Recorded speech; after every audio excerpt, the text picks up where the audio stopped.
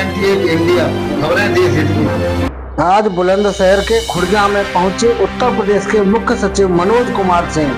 बता दें कि परम डेयरी लिमिटेड परम नगर जीटी रोड खुर्जा के प्लांट की भूमि संबंधी कठिनाइयों के संबंध में स्थलीय निरीक्षण व समीक्षा बैठक की। आपको बता दें कि पुलिस प्रशासन पूरी तरह से मुस्तैद दिखाई दिया और जिलाधिकारी, एसपी, एसएसपी, प्राधिकरण के बीसी व जिले के अन्य अधिकारी भी ड्यूटी पर मुस्तैद दिखाई दिए। आपको बता दें कि सभी जिले के अधिकारियों ने मुख्य सचिव के आने से पहले डेयरी में व्यवस्थाओं का जायजा लिया। कई दिन पहले से चल रही थी जोरों से तैयारियां। परम डेयरी लिमिटेड परम नगर जीटी रोड खुर्जा के प्लांट का मामला। News 98 India, Umesh Gupta, Bulandshahr, Uttar Pradesh. किसी और नाम से यहाँ पर पहले एस्टेब्लिश हुई, बाद में इनका नाम चेंज हुआ है। लेकिन जो पूरी कहानी है वो ये है कि 95 में सुप्रीम कोर्ट ने ऑर्डर किया कि दिल्ली से पॉल्यूटिंग इंडस्ट्रीज़ को बाहर जाना है। तो दिल्ली से पॉल्यूटिंग इंडस्ट्रीज़ बाहर आई, उनमें से एक ये इंडस्ट्री थी जो यहाँ लोकेट हुई। तो यहाँ के 16 हेक्टेयर एरिया को एनसीआर प्लानिंग बोर्ड जो था उसने ये कहा कि ये इंडस्ट्रियल यूज़ में रहेगी और इसकी 16 हेक्टेयर को एज ए इंडस्ट्री ईयरमार्क किया उन्होंने।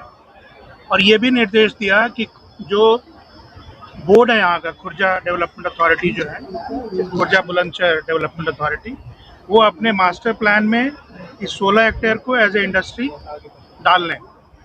और इस 16 हेक्टेयर को इंडस्ट्री के रूप में जोड़ने के फलस्वरूप अगर उनके मास्टर प्लान का टोटल इंडस्ट्रियल एरिया बढ़ जा रहा है तो कहीं और 16 हेक्टेयर एरिया को निकाल दें। ये उनका स्पष्ट निर्देश थे। लेकिन इसके बावजूद भी खुर्जा बुलंदशहर डेवलपमेंट अथॉरिटी ने ऐसा नहीं किया। उन्होंने अपना मास्टर प्लान में नहीं किया। लेकिन इनकी जो ये इंडस्ट्री बनी हुई है, इसका नक्शा 97-98 में पास हुआ, फिर 2000 में भी पास हुआ था, 2-3 बार पास हुआ है, 2013 में भी पास हुआ था। तो अभी इन सब की बात सुनने के बाद आज की बैठक में डीएम साहब आए, वीसीपी, एनसीआर प्लानिंग बोर्ड के भी लोग थे। अब उनका कहना है कि हमने 60 मीटर पे ग्रीन बेल्ट कर दिया है, हाईवे से 60 मीटर पे ग्रीन बेल्ट कर दिया है।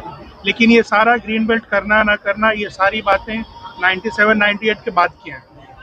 तो 97-98 में जब ये 16 हेक्टेयर इंडस्ट्रियल एरिया है तो ये इंडस्ट्रियल एरिया रहेगा और इसके दाएं बाएं जहां उनको ग्रीन करना है वो ग्रीन कर सकते हैं। तो ये कंक्लूजन दिया गया, ये निष्कर्ष दिया गया कि ये इंडस्ट्री ठीक अपनी जगह पर बनी है और सुचारू रूप से चलेगी, किसी को कोई दिक्कत इसमें नहीं होना चाहिए।